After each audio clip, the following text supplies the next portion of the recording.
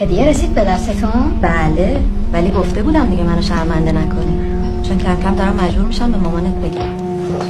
مامانم چرا؟ مگه من شما بچه ایم؟ خودمو نمیدونم ولی مطمئنم تو بچه ای. همون پیامو کافیه دیگه. کادو گرفتم واسه چیه؟ پستایی هم که تو اینستاگرام براتون میفرستم که نمیبینید که. چرا؟ ولی خیلی زیاد میفرستی.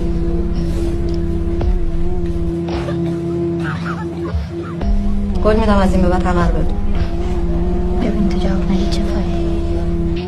جوابم میده. باشه. الان ناراحتیت برای چیه؟ منو ببین. چرا این کارو نمی‌کنی؟ آخه من 10 بار بهتون گفتم شماره‌تون رو بهم بدید. آخه شماره منو میخوای چیکار؟ من که شماره‌تون رو دارم ولی خب دیگه پس مشکلت چیه؟ توقعش هم خودتون شماره‌تون رو بهم بدید دیگه. علیار عزیزم تو مثل برادر من میمونی. ولی شما اصلا مثل خواهر من نمیمونید.